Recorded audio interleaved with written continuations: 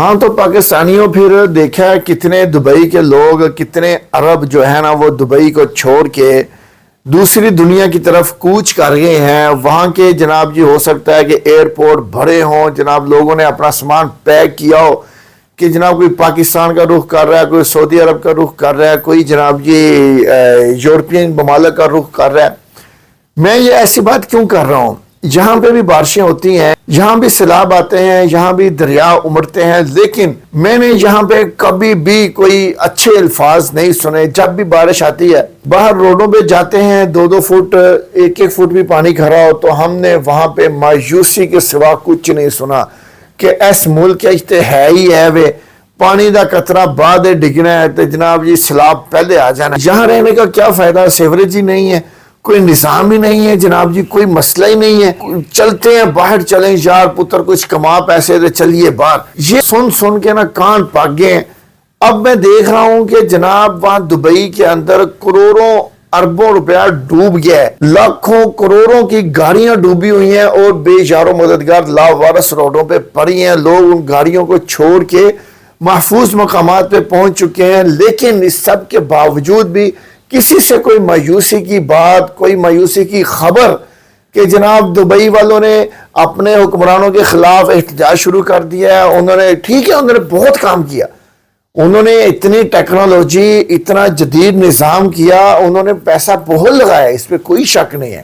لیکن اس میں یہ بھی ایک بات ہے کہ قدرت سب سے حاوی ہے، قدرت سے بھر کے کچھ بھی نہیں ہے۔ اللہ کی مشیت، اللہ کے حکم، اللہ کی طاقت، اس سے بھر کے کچھ بھی نہیں ہے۔ یہاں دیکھیں کہ اتنا سیلاب آیا، اتنی بارش آئی ہے، لیکن اللہ نے اس پانی کو حکم دیا ہے کہ کسی جان کو نقصان نہیں پہنچانا۔ دیکھ لیں کوئی جانی نقصان نہیں ہوا۔ اگر یہی اللہ کا حکم ہوتا تو یہاں اتنی اموات ہو چکی ہوتی، یہ اللہ کو پتہ ہے۔ لیکن اب کیا ہے کہ اللہ نے کہا کہ تو نے اتنا جدید نظام کیا، اتنا سسٹم بنایا، اتنا نظام بنایا کہ پوری دنیا تیرے نظام کی تعریفیں کرتی ہے، پوری دنیا تیرے سسٹم کی تعریفیں کرتی ہے۔ تجھے میں ایک جھٹکے میں بھی تیرا نظام فیل کر سکتا ہوں، 2 جھٹکوں میں 2 پانی کے قطروں کے ساتھ، 2 بارش کی بوندوں کے ساتھ تیرا نظام سارا کا سارا دھرے کا دھرا رہ سکتا ہے۔ اور یہاں پہ بھی عربوں کو بھی شاباش دینی چاہیے کہ وہ بھی استقامت کے ساتھ کھڑے ہیں، بہادری کے ساتھ کھڑے ہیں اور اپنے ملک کے خلاف ایک لفظ نہیں بول رہے۔ ان کو پتہ ہے کہ ہمارے حکمرانوں نے اس بارش کے بعد 4-5 دن 1 ہفتے کے اندر سارا نظام پھر اسی طرح کر دینا جیسے کچھ ہوا ہی نہیں تھا۔ یہاں پہ سیکھنے کی ضرورت ہے ہم عوام کو کہ ہم کچھ ہوتا بات میں ہے، اپنے ملک کے خلاف پہلے بولتے ہیں، اپنے ملک کے خلاف زہر پہلے اگلتے ہیں۔ یہ ہمارا گھر ہے، اس کو ہم نے ہی سنوارنا ہے، ہمارے بغیر یہ ویران ہو جائے گا۔ اب گھروں کے باسیوں کے بغیر گھر ویران ہوتے ہیں، اس لیے ہمیں چاہیے، عوام کو یہ سیکھنے کی ضرورت ہے کہ سب سے پہلے اپنے ملک کے ہی خلاف نہ بول جایا کریں۔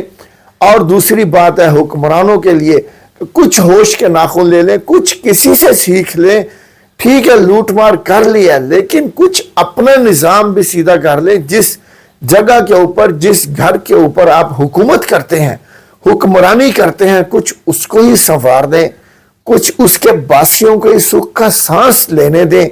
کوئی آپ کے لیے دعا ہی کر دے گا کہ یہ اچھا بھلا انسان ہے، اللہ اس کے لیے خیر کر دے، کچھ دعائیں ہی سمیٹ لیں، کچھ اپنے دامن میں کچھ نیکی ہی بھر لیں۔